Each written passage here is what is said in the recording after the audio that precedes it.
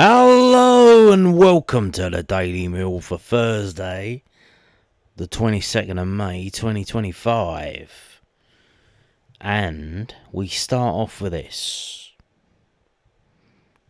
This is from the Daily Mail. It's via the MSN. There you go. It's via the MSN.com. So that's why it looks a bit weird. Yeah. Here we go. Saudi investors. That's Saudi Arabia. Saudi investors in shock talks with Millwall in capital letters, with boxing supremo Turki Alalshikh at the centre of potential deal for Championship club. Alalshikh has been at the centre of the Gulf states' big money boxing revolution. Mail Sport columnist Simon Jordan previously hinted at Alalshikh's interest, and so let's have a read of this then and see if it's a load of old rubbish. Millwall and Saudi boxing power broker Turki Alalshikh are understood to have held talks over a shock investment in the Championship side. Alalshikh, chairman of Saudi Arabia's General Entertainment Authority, has spearheaded the huge Saudi investment in boxing in the last 2 years and has been looking for a way into English football. Multiple teams from these shores have approached Alalshikh in recent months, and sources have told Mail Sport there has been dialogue with Millwall, who finished 8th in the second tier. So sources say Millwall insisted on Thursday evening that the club is not for sale and denied that discussions have been held. Who told you that? There's no source. There's no quote. You haven't got a quote. You've got nothing. The club is owned by Millwall Holdings Limited and has been chaired by James Burrison since his father and predecessor, the late John Burrison, died in a motor vehicle accident in 2023. Last month, Mail Sport columnist Simon Jordan revealed Alalshikh had asked him about buying an English football club, and Jordan advised him to buy Sheffield Wednesday, who finished 4 places below Millwall in the Championship. I would imagine he's probably visited Sheffield and he's thinking, oh, fuck that. I ain't going there every fucking 2 weeks. And then that's literally it. The read more just takes you to the Daily Mail's own page. That's literally it. Now, here's the thing. This is from the Daily Mail. Following from their atrocious articles after the Crystal Palace incident between Roberts and Mateta in the Crystal Palace FA Cup game, Millwall Football Club banned the Daily Mail and Oliver Holt from the Den. They banned them. I don't know if that was till the end of the season or whether the ban carries over till next season. This is from the Daily Mail. One of the reasons why the Daily Mail kept pushing negative articles about Roberts and Millwall is because when you mention Millwall in a headline, it gets you clicks, and they need the clicks. Oh my god, have you got any clicks? I need some clicks.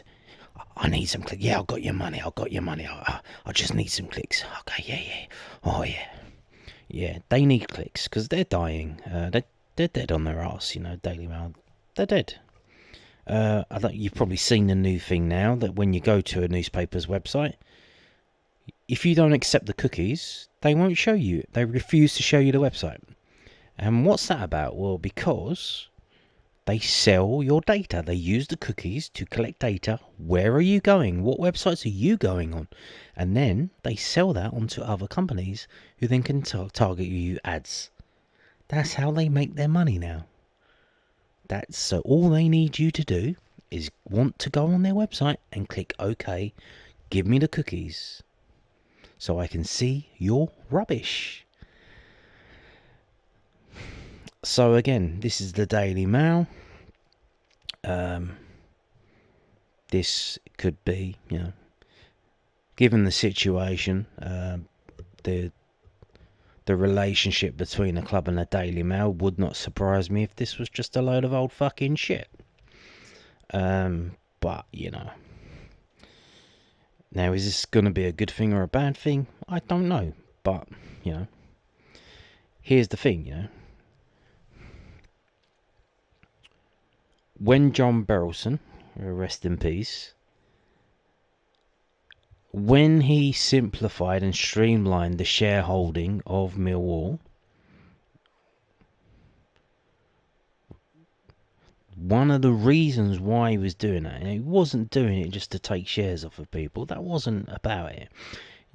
It wasn't realistic to have thousands and thousands of shareholders and each one had to get a letter inviting them to the AGM and that they never went to anyway, and all of that stuff. And every time an outside investor comes on, we need to send a letter to everyone. No, because when they were trying to get outside investors to come in, they saw all this mess with all the thousands and thousands of shareholders, and they turned around and they went away.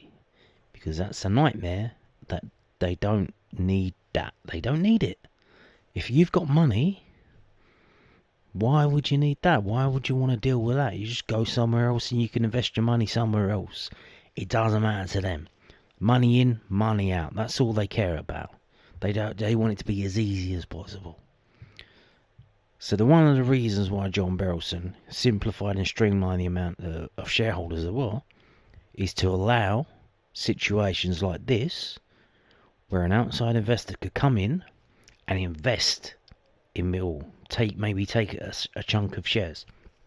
Although, again, I don't know how that's going to work in terms of the situation with the financial fair play. How can someone pump in a load of money?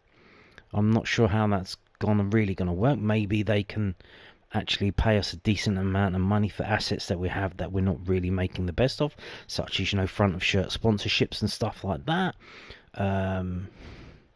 Other stuff. Maybe that's a way that you can get extra funding in that meets the financial fair play stuff. I don't know, but again, so according to the Daily Mail, if we believe them, so this Saudi guy wants to take over an English club. And Millwall have said the club's not for sale. But then they've denied that discussions have been held. So, what's happening there? So, maybe, who's been talking to who? Because, obviously, Millwall Holdings, and you've got Millwall Athletic, and Millwall Football and Athletic Company, and then Millwall Holdings owns most of shares, not all of the shares, in Millwall Football and Athletic Company, which is the original one that was share listed. So who's he been talking to? Or is he been talking to Millwall Holdings Limited about taking a share in that? Because that, as far as I know, that's a vehicle just for Cheshunt Hill Ventures holdings in Millwall. So if they do come in and take a share of, or take a chunk of, or buy some, do they buy shares in Millwall Holdings Limited, or do they buy shares in Millwall Football and Athletic Company Limited? So you can deny that discussions have taken place about taking over Millwall, because Millwall technically is Millwall Football and Athletic Company. So if they're speaking about buying shares in Millwall Holdings, then you can deny with telling the truth that that's not really taking place, because you will be correct and you'll be telling the truth. So again, we don't know, but if this is a load of old bullshit, it's a very nice touch from the Daily Mail. Who's the story by? Raif Al Samara. Who's that? Just looked him up before filming this video. He is half Welsh, half Iraqi. I know, how's your luck, huh? What a combination. So, they put this guy to make it seem like it's got an element of truth to it. They got a guy with like an Arabic name. It's got to be a load of old shit in it. It's got to be. I mean, we'll see. But, yeah. Shock news. Now, here's the thing. This was put up in the evening. You see it 20 minutes ago. So it's put up about, 8:30, 9 o'clock. No one else has this story. This isn't exclusive, but it doesn't say exclusive, but it is an exclusive. No one else has this story, and no one else has copied this story yet. Obviously, I guess they're all in bed, so...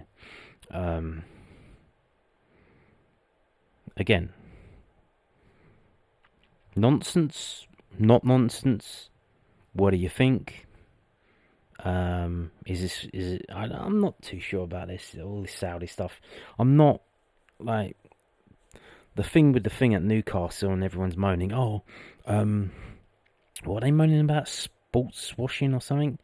About what Saudi's doing when they killed that journalist in the embassy in Turkey. He's like, well, yeah, I mean, crazy shit what they did to him. They cut him up into pieces. That was very interesting. And apparently, as far as I can tell, it's just because he was saying that city that they wanted to build, that was like a complete line, a straight line, was a load of rubbish. And I think surely it can't just be for that. There must be other stuff going on, don't know, but yeah, I'm not against them in terms of bad brown people. It's just I think they've got a very different culture. Having an American in John Belson who has Cornish ancestry. Kind of chimes much better with me personally. It's kind of like English diaspora, even though very American, but much more culturally in tune with the Englishman and England in general than I think a Saudi Arabian would be. So we'll see how we go. But interesting stuff. Nonetheless, if it's true. If it's not, shame on the Daily Mail. Trying to get you to click. They need the clicks. Oh, please, can I get some clicks? Right. We'll see if anything comes of this, tomorrow, if people repeat it. Because obviously Richard Corley, he would know or not know. And then obviously if he knows anything, he probably won't be able to say. But if people ask him on Twitter, say, hey, is this true or not? If he doesn't say anything, then it might be true. And if he comes out and says, this is complete and utter fucking bullshit, then, the Daily Mail have just made it up and they've got this guy with an Arabic name to make it up. And shame on them. Shame on them. Let's extend their ban. If it's not true, Mill, extend the ban. Might give them a 10-year ban. Why not? Now, moving on to this. George Saville has been called up to the Northern Ireland squad. This is from millfc.co.uk. George Saville has been called up to the Northern Ireland squad for their 2 June friendly fixtures. The Green and White Army take on Denmark away and Iceland at home in the space of 4 days, with Saville set to represent his country once again. You can keep up to date with the progress of Saville and the Lions' other internationals in millfc.co.uk's international roundup. And these are the fixtures here. I believe that these will be shown on BBC, which is good because I'm already losing my mind. It's only, what's it been, like 3 weeks? It's been 3 weeks. Now, we do have these international games. We do have the weird situation that in a week, the transfer window is going to open for 10 days and then close again. So, the summer without football is not going to be as, dire as it is usually. We will have things to talk about and discuss and to think about and to watch and to cheer and to, get on with during the June, because obviously June is the dead month, because in July you got pre-season games, so June is the month where there's nothing really going on. So there you go, George Saville. Now, interesting enough, will he get his new contract signed? before he plays in his games, or will he? No, will he not? Maybe he leaves. I don't know. We'll see.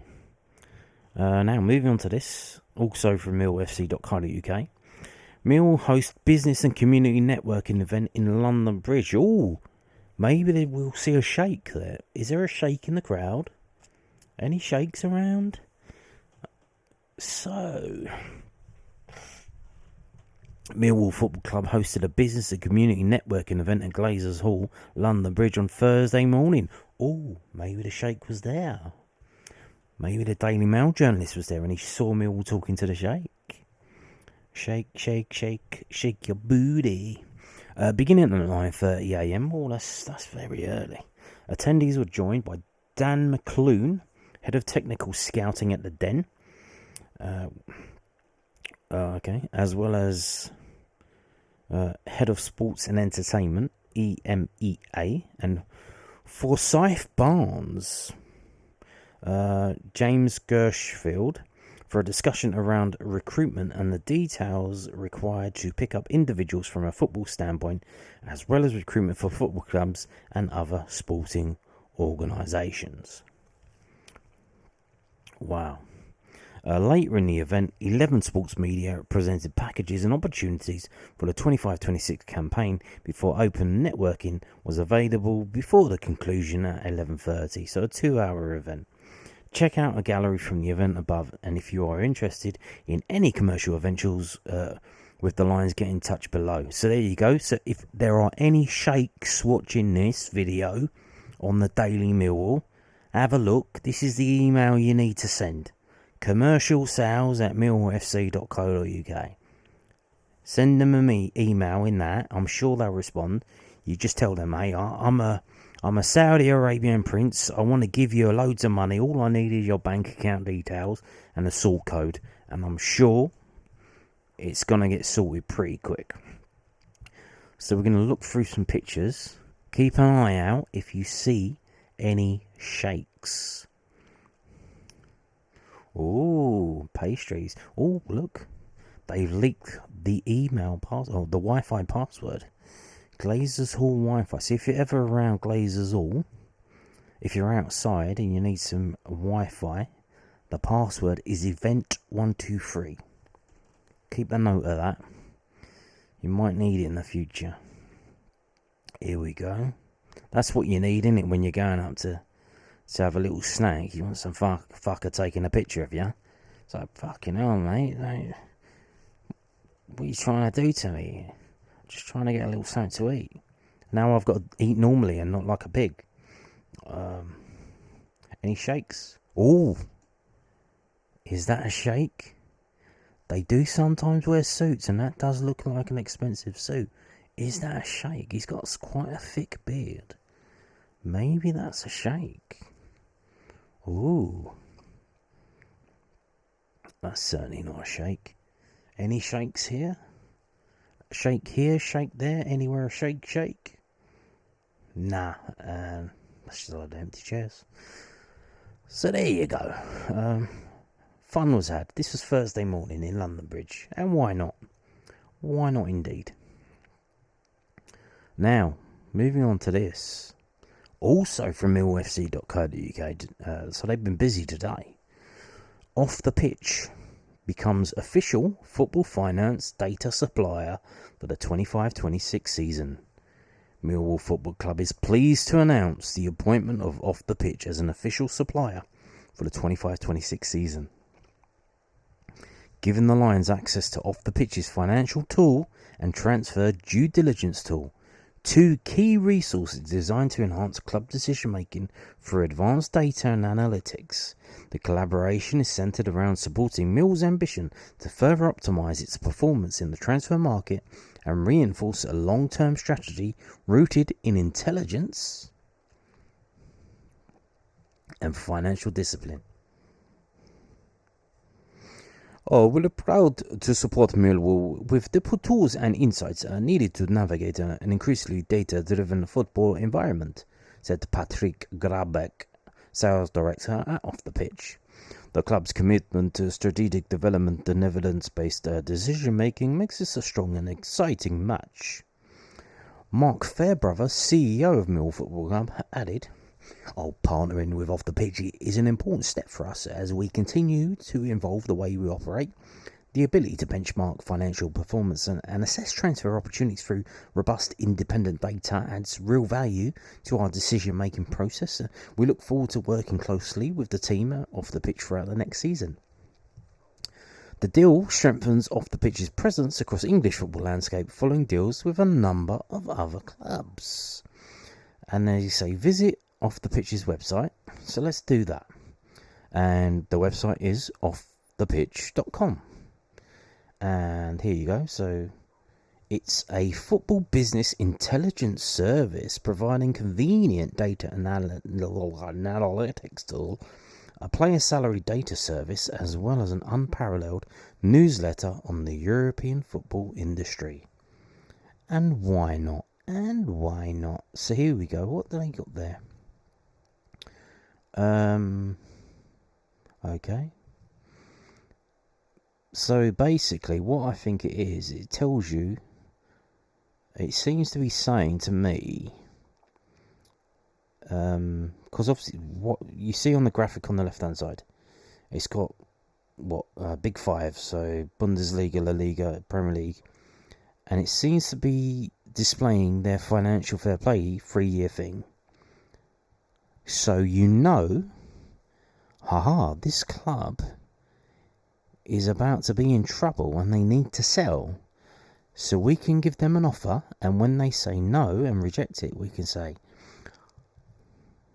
go back with another offer that's lower and say, hey, we've decreased our offer.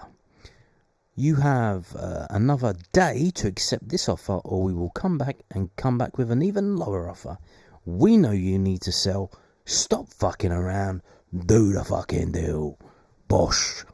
So yeah, it seems to be some sage accounting for football clubs in terms of all this financial fair play stuff, which just shows you how just insane all of that nonsense is. All the just completely arbitrary stuff and rules and things that they put in place, that we now have a company that is collecting the data and putting it out as a product for clubs to sign up to.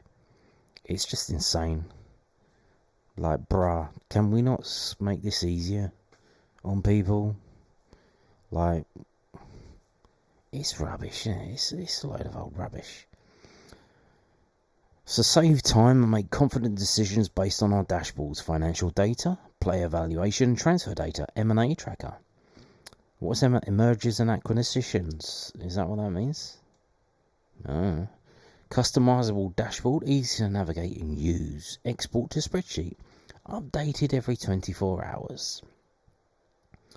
A daily morning briefing. The default resource for professionals seeking the latest news in the European football industry. Stay informed and become smarter in minutes. Most efficient coverage of the industry.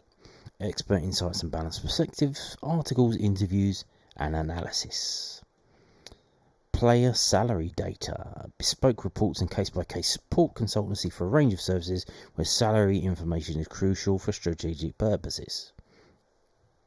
For loss of earning settlements, compare how different tiers of clubs structure their salaries, benchmark salaries across leagues for a particular type of player transfer target, underpinned by internal league and player union intelligence, accepted and endorsed from private tribunals to the High Court.